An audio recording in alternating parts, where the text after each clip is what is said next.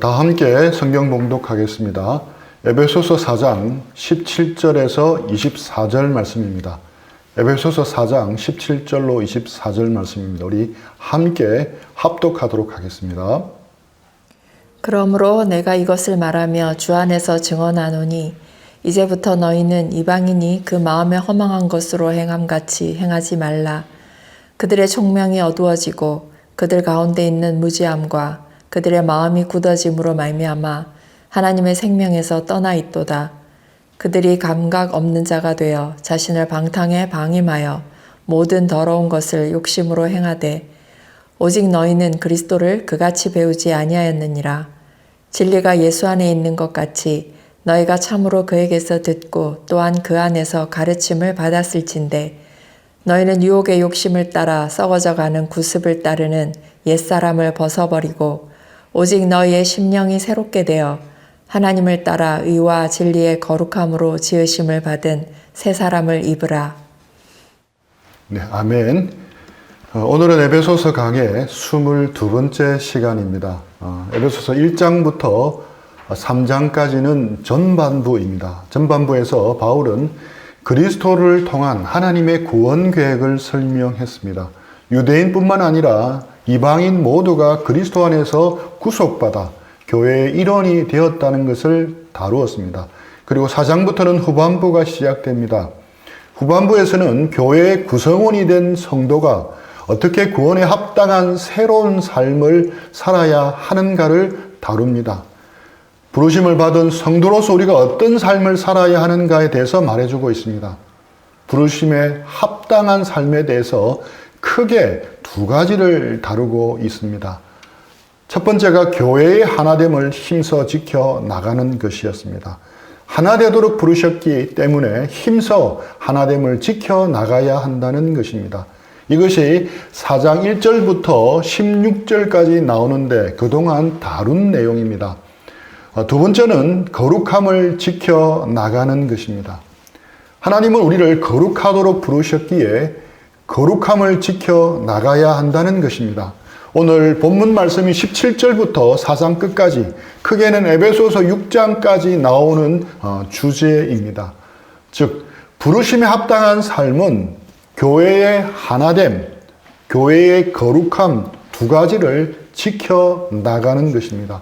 교회는 안으로 하나됨을 힘써 지켜 나가야 하고 밖으로 거룩하게 구별된 공동체가 되어야 한다는 것입니다. 그런 전체적인 그림 가운데 오늘부터는 거룩한 공동체가 되어야 함에 대해서 나누도록 하겠습니다. 거룩한 공동체가 되기 위해서는 크게 두 가지를 행해야 합니다. 먼저는 옛사람을 벗어버려야 합니다. 다음에는 새 사람을 입어야 합니다. 오늘은 옛사람을 벗어버리는 것에 대해 생각해보고 다음 주에는 새 사람을 입는 것에 대해서 생각해 보겠습니다. 3장까지와 달리 4장부터는 이제 하나님이 직접 명령하고 계십니다.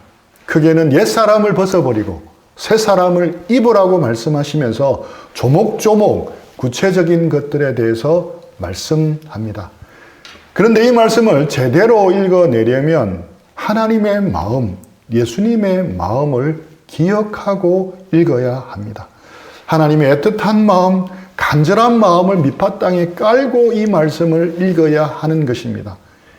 행간에 감추어진 하나님의 마음을 읽어내지 못하고 기록된 것만 읽으면 자칫 또 다른 율법을 듣는 것처럼 들릴 수 있습니다. 그래서 4장을 읽어 나갈 때는 우리는 에베소서 3장에 나와 있는 말씀의 연장선상에서 읽어야 합니다. 에베소서 3장에 그리스도의 사랑의 너비와 길이와 높이와 깊이의 어떠함을 깨달아 하나님의 모든 충만한 것으로 충만케 되기를 바울은 기도했습니다. 그런 바울의 심정을 이어서 4장 말씀을 보아야 합니다. 우리를 향해 청량할 수 없는 풍성한 은혜를 부어주시는 하나님의 마음을 기억하면서 읽어야 하는 것입니다. 목사로서, 간사로서 살아온 지난 인생을 돌아보면서 꽤 많은 사람을 만났다는 생각을 합니다. 여러 다양한 사람을 대하면서 사람에 대한 두 가지가 정리됩니다. 첫째는 우리 모두가 비정상이라는 것입니다. 정상적인 사람이 별로 없다는 것입니다. 존 오토버그 목사님이 쓴 우리는 만나면 힘이 납니다라는 책이 있습니다. 그 책의 원래 제목은 Everybody is normal till you get to know them 입니다. 너무 공감이 가는 제목이었습니다. 번역하면 Everybody is normal. 모든 사람은 정상이다. Till you get to know them. 그들에 대해서 알기 전까지만. 이 말이 무슨 뜻이겠습니까? 우리가 서로를 알기 시작하면 우리 모두 다 비정상이라는 것을 알게 된다는 것입니다. 정상적인 사람이 별로 없다는 것입니다. 평균적인 범위 안에 들어오는 사람이 별로 없다는 것입니다. 모두가 알고 보면 특이하고 평균적이지 않다는 것입니다. 좀 심하게 말하면 우리 모두가 비정상이라는 것입니다. 둘째는 우리 모두가 아프다는 사실입니다.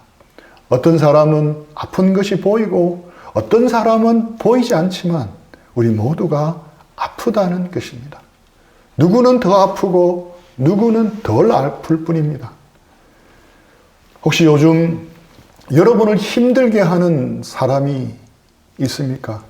여러분의 평안을 빼앗아가고 사랑의 한계를 거듭 시험하는 사람이 있습니까? 차가운 눈빛과 비수 같은 말로 상처를 후벼 파는 사람이 있습니까? 왜 우리 주변에 그런 사람이 있습니까? 모두가 아프기 때문입니다. 여러분이 사람들 때문에 힘들 때, 저 사람도 아픈 사람이다 라고 여겨 보십시오. 얼마나 아프면 저럴까 라고 생각해 보십시오.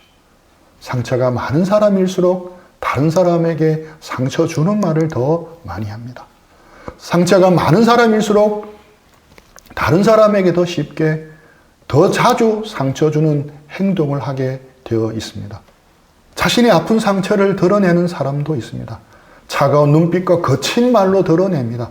반대로 상처를 감추고 살아가는 사람도 많습니다. 내면에서는 상처가 골마서 푹푹 썩어져 가는데 겉으로는 너무도 괜찮은 사람으로 위장하는 겁니다.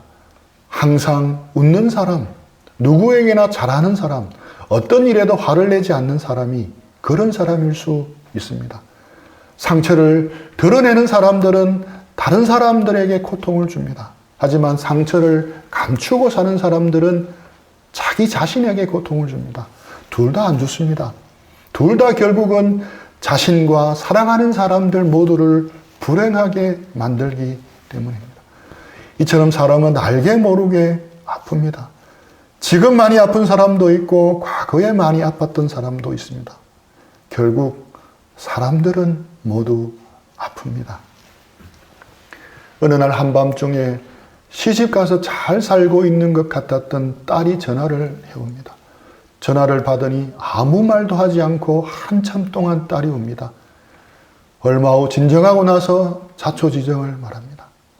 자식까지 낳고 잘 살던 남편이 자신이 동성애자임을 그동안 숨기면서 살았다고, 이제는 헤어져서 자신의 정체성을 따라 살아가야 하겠다고 말하더라는 것입니다. 그 말을 듣고 딸은 며칠 동안 배신감에 치를 떨었다고 합니다. 부모님에게 알리지 않고 혼자 해결하려 하다가 감당할 수 없어서 전화를 했다고 합니다. 통화를 끝내고 나서 그 어머니는 가슴이 뛰어 한동안 잠을 이루지 못했습니다. 이제는 이혼하여 혼자 살고 있는 딸 이야기를 하시면서 그분이 그러십니다. 우리에게 이런 일이 일어날 줄은 꿈에도 몰랐습니다. 이것이 인생입니다. 우리 인생의 보따리에 무엇이 들어있는지 우리는 알지 못합니다. 하지만 분명한 것이 있습니다. 우리 모두는 아플 수 있다는 사실입니다. 우리도 상처받을 수 있고 우리에게도 상상하지 못했던 사고가 일어날 수 있고 질병이나 장애를 입을 수도 있습니다. 내 자녀에게도 그런 일이 일어날 수 있습니다. 고통에는 예외가 없습니다. 인생은 공평합니다. 그런데 인생들이 왜 이렇게 되었습니까? 왜 평범하고 정상적인 범주 안에 드는 사람이 별로 없는 것입니까? 왜 사람들은 한결같이 아픕니까? 사람들은 언제부터 이렇게 되었습니까? 인간이 하나님의 말씀을 거스르고 죄를 짓고 난 뒤부터 이렇게 되었습니다. 인간의 죄 때문에 하나님이 세워놓으신 삶의 질서가 다 깨어져 버렸습니다. 그래서 인간은 누구나 크고 작은 아픔을 겪으며 살아가게 되었습니다. 아픔과 슬픔, 상실과 고통은 인생살이에서 필수 요소가 되어버렸습니다. 결코 선택 가능한 옵션이 아닙니다. 하나님을 떠나 깨어진 세상에서 살아가야 하는 인생에게 기본 사양입니다. 신라군에서 살아가야 하는 우리들이 매 순간 들여 마셔야 하는 공기처럼 당연한 것입니다. 우리 중에 누구도 나는 아프지 않다고 말할 사람은 없습니다. 정도에 있어서 심한 사람이 있고 조금 가벼운 사람은 있지만 상처가 없는 사람은 없습니다. 예수님은 우리를 아십니다. 우리 마음속에 감추어진 아픔도 아십니다. 친히 예루살렘을 내려다보시면서 그들의 결국을 보시며 우셨던 예수님은 지금도 동일하십니다. 지금도 아픈 상처 속에서 살아가는 사람들을 내려다보시면서 같이 가슴 아파하실 것입니다. 사람들은 몰라도 우리가 지고 가는 인생의 짐의 무게를 예수님은 아십니다. 우리가 가진 상처의 깊이를 다른 사람은 몰라도 예수님은 아십니다. 그래서 주님은 우리를 부르십니다. 마태복음 11장 28절에서 31절 말씀입니다. 수고하고 무거운 짐진 자들아 다 내게로 오라. 내가 너희를 쉬게 하리라. 나는 마음이 온유하고 겸손하니 나의 멍에를 메고 내게 배우라. 그리하면 너희 마음이 쉼을 얻으리니 이는 내 멍에는 쉽고 내 짐은 가벼움이라 하시니라. 우리를 쉬게 해주시겠다고 말씀합니다. 세상의 멍에와 세상의 짐을 내려놓고 주님이 주시는 멍에와 짐을 메라고 하십니다. 우리가 믿고 있는 하나님 아버지도 마찬가지입니다. 이번 주부터 우리는 출애굽기 말씀을 경건의 시간에 묵상하고 있습니다. 히브리어로 애굽은 미츠라임입니다. 이 말의 의거는 억압, 괴로움, 환란이란 뜻입니다. 이스라엘 사람에게 애굽은 노예로 살던 땅, 억압받던 땅, 고통의 땅이었습니다. 우리 출애굽기 3장 7절로 8절 말씀입니다. 여호와께서 이르시되 내가 애굽에 있는 내 백성의 고통을 분명히 보고 그들이 그들의 감독자로 말미암아 부르짖음을 듣고 그 근심을 알고 내가 내려가서 그들을 애굽인의 손에서 건져내고 그들을 그 땅에서 인도하여 아름답고 광대한 땅, 젖과 꿀이 흐르는 땅, 곧 가나안 족속, 헷 족속, 아모리 족속, 브리스 족속, 히위 족속, 여부스 족속의 지방에 데려가려 하노라. 하나님은 보고 듣고 아셨습니다. 자신의 백성의 고통을 분명히 보셨습니다. 그 고통의 부르짖음을 들으셨습니다. 그들이 느끼는 가슴앓이를 아셨습니다. 그래서 하나님이 직접 내려오신 것입니다. 직접 내려오셔서 이스라엘 백성들을 출애굽시키신 것입니다. 이토록 놀라운 출애굽의 은혜를 주시고 자유를 주셨습니다. 아름답고 광대한 땅, 젖과 꿀이 흐르는 땅으로 인도하셨습니다. 그러나 이스라엘 백성들은 조그마한 힘든 일이 생겨도 다시 애굽으로 돌아가고 싶다고 말합니다. 출애굽했는데 다시 입애굽하겠다는 것입니다. 이것은 에베소 성도들도 마찬가지였습니다. 그들은 구원의 은혜를 받았습니다. 죄와 사망의 권세에서 자유함을 얻었습니다. 사단에게서도 자유함을 얻었습니다. 이제는 하나님과 동행하며 아름답고 광대한 새 하늘과 새 땅을 바라보며 살게 되었습니다. 그런데 그것이 싫다고 합니다. 다시 옛사람으로 돌아가려고 합니다. 이는 다시 애굽 땅으로 가겠다고 말하는 것과 동일합니다. 이런 배경 속에서 사도 바울은 하나님의 마음으로 권면합니다. 이방인처럼 살지 말고 옛사람을 벗어버리라고 말씀합니다. 그리고 옛사람이 누구인지를 설명합니다. 옛사람이 어떤 모습인지 굳이 설명하는 이유가 무엇입니까? 옛사람을 제대로 알면 옛사람을 벗어버려야 할 이유가 분명해지기 때문입니다. 애굽의 비참한 모습을 알아야 다시 돌아갈 마음이 생기지 않는 것과 동일합니다. 옛사람에 대해 크게 세 가지를 말씀하고 있습니다. 옛사람은 마음이 허망한 사람이다. 총명이 어두워진 사람이다. 하나님의 생명에서 떠난 사람이다. 우리 에베소서 4장 17절 말씀입니다. 그러므로 내가 이것을 말하며 주 안에서 증언하노니 이제부터 너희는 이방인이 그 마음에 허망한 것으로 행함같이 행하지 말라. 여기에 사용된 허망이라는 단어는 헬라어로 본래 결과가 없는 헛된 것이라는 뜻입니다. 하나님을 모르는 이방인이 추구하는 것은 결국 헛되고 헛된 것입니다. 허망한 것 하면 가장 먼저 떠오르는 것은 솔로몬 왕의 고백입니다. 솔로몬 왕은 인생의 마지막에 헛되고 헛되며 헛되고 헛되니 모든 것이 헛되도다라고 결론적으로 말합니다. 인생이 추구하는 것이 허망하다는 것입니다. 나 하나면 충분하다. 직접 경험해서 헛됨을 깨닫기에는 하나뿐인 인생이 너무 소중하다라고 말합니다. 간접 경험만으로도 충분하니까 돌이키라는 겁니다. 제발 자신처럼 살아서 인생을 허비하지 말라는 것입니다. 그런데 이런 헛되고 헛된 것에 많은 사람이 목을 메고 삽니다. 솔로몬의 헛되고 헛되며 헛되고 모든 것이 헛되도다 하는 말씀을 읽을 때 제가 생각나는 장면이 있습니다. 아기공룡 둘리 얼음별의 대모험편에 나오는 가시 물고기입니다. 그냥 가시 물고기가 아니고 머리는 그대로인데 몸통에 가시만 남은 물고기입니다. 한번 우리 영상으로 잠시 확인해 보겠습니다. 다니는데 형아 꾸기 아 빨리 피해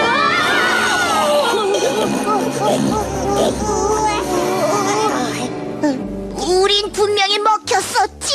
아유 야 이게 무슨 교화냐. 이거 재밌는데 한 번 더 하자. 그래 우리 잡아먹어. 나는 먹어도 배가 고파요. 그래서 이렇게 항상한 뼈만 남았답니다. 또 먹어봐. 싫어. 과식하면 배 아파. 어쩌다 이렇게 됐니? 바이오킹 놈들이 그랬어. 바이오킹이 누군데? 우주의 해적. 이 물고기는 얼음별에서 지내다가 바이오킹의 저주에 걸려 이렇게 변해버렸습니다. 먹어도 배고픈 존재가 되어버렸습니다. 그 가시 물고기는 바이오킹의 저주에 걸려서 그렇게 되었습니다. 하지만 지금 사람들은 죄의 저주, 사단의 저주에 걸려서 그런 가시 물고기와 같은 존재가 되어버렸습니다. 아무리 먹어도 배고픈 존재, 아무리 가지고 모아도 빈털터리 존재, 채워도 밑 빠진 독에 물 붓듯이 채워지지 않는 존재가 되어버렸습니다. 열심히 공부해서 좋은 대학에 가고 좋은 직장에 취업하여 많은 연봉을 받고 넉넉하고 안정되게 산다고 그것이 인생에 만족을 주겠습니까? 내가 하고 싶은 여행, 게임, 취미 활동들을 마음껏 한다고 그것이 우리 인생에게 진정한 만족을 주겠습니까? 건강하게 오래 산다고 우리 인생이 진정으로 만족스럽겠습니까? 하나님 없는 인생은 영화 둘리에 나오는 가시 물고기 같이 먹어도 배고픈 존재가 되어버렸습니다. 솔로몬은 가시 물고기가 내뱉은 말과 똑같은 말을 한 겁니다. 헛되고 헛되며 헛되고 헛되니 모든 것이 헛되도다는 말은 먹어도 배고프다는 말과 동일합니다. 역사에는 솔로몬만 그런 고백을 하는 것이 아닙니다. 제2의 솔로몬, 제3의 솔로몬이 끊임없이 이어져 나왔고 지금도 이어져 나오고 있습니다. 고민이 많다고 세상살이가 녹록치 않아서 힘들다고 SNS에 한 남자가 고민하며 하소연하는 글을 올렸습니다. 자기 고민 좀 들어달라는 겁니다. 마누라는 애 둘 낳고 나랑 살기 힘들다고 이혼 소송하겠다고 하도 빡빡 대들어서 이혼해주고 혼자 애 둘을 키우고 있는데 그 애들 엄마가 얼굴 반반한 남자랑 연애하며 돈줄 대고 있다고 소문이 나서 애들 귀에 들어갈까 전전긍긍.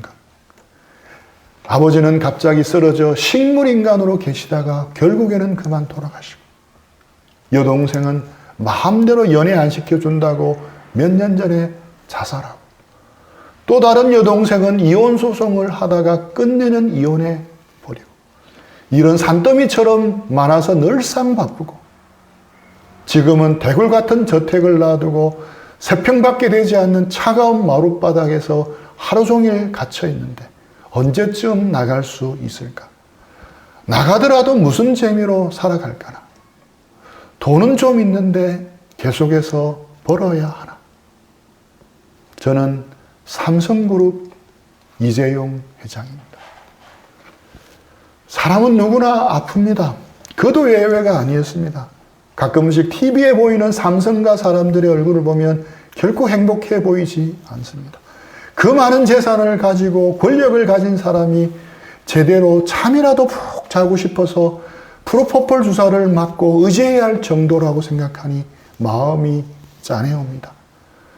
혹시 우리 인생 마지막에 내가 왜 그런 것들에 목을 메고 살아왔을까 후회하는 헛된 것들에 빠져 우리는 지금 살고 있지는 않습니까? 둘째, 옛사람의 또 하나의 특성은 총명이 어두워진 사람이라는 겁니다. 우리 에베소 4장 18절 말씀입니다. 그들의 총명이 어두워지고 그들 가운데 있는 무지함과 그들의 마음이 굳어짐으로 말미암아 하나님의 생명에서 떠나 있도다. 믿지 않는 사람들이 모두 총명이 어둡다는 말이 아닙니다. 믿지 않는 사람들 가운데도 믿는 크리스찬보다 훨씬 지혜롭고 똑똑한 사람들은 얼마든지 있습니다. 여기서 총명이 어두워진 사람이라는 것은 바로 하나님에 대해서 그렇다는 것입니다. 하나님을 아는 지식에 있어서는 그들은 전적으로 어두워진 상태에 있다는 겁니다. 영적인 어두움을 말합니다. 하나님에 대해서는 캄캄한 어두움이라는 것입니다. 우리는 너무도 명확하게 보이는데 전도를 하다 보면 하나님에 대해서 아무리 설명해도 깨닫지 못하는 사람들을 많이 보게 됩니다. 니고데모가 그랬습니다. 유대의 최고의 지성, 철학과 종교를 가르치던 랍비 니고데모도 영적인 어둠 가운데 있어서 깨닫지를 못했습니다. 사람이 거듭나지 아니하면 하나님 나라를 볼 수도 들어갈 수도 없다고 예수님이 말씀하니까 니고데모는 사람이 늙으면 어떻게 어머니 모태에 다시 들어갔다 나올 수 있느냐고 묻습니다. 하나님에 대해서, 영적인 것에 대해서 깨닫지를 못하는 것입니다. 옛사람의 특징 세 번째는 하나님의 생명에서 떠나 있습니다. 에베소 4장 18절 말씀에 하나님의 생명에서 떠나 있도다. 옛사람은 하나님의 생명에서 떠나 있습니다. 성경은 하나님을 모르는 사람들은 영적으로 죽어 있다고 말합니다. 에베소서 2장 1절 말씀입니다. 그는 허물과 죄로 죽었던 너희를 살리셨도다. 시체는 반응하지 않습니다. 웃지도 울지도 않고 고통도 느끼지도 못합니다. 아무리 고함을 쳐도 알아듣지 못합니다. 그래서 이들은 하나님의 말씀에도 성령의 역사에도 반응이 없습니다. 이것이 바로 옛사람, 하나님을 모르고 희망 없이 사는 사람의 모습입니다.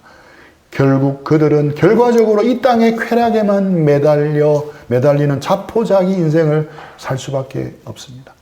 사람들은 모든 영적 감각을 잃어버렸기 때문에 절제를 잃어버립니다. 그 결과가 바로 19절 말씀에 나옵니다.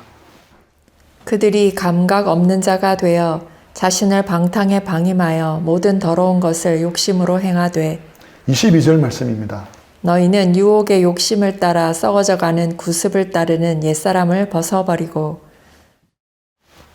살아있는 물고기는 아무리 작아도 시냇물을 거슬러 올라가지만 아무리 거대한 통나무라도 생명이 없기에 시냇물을 거스를 수도 없고 떠내려가야만 합니다.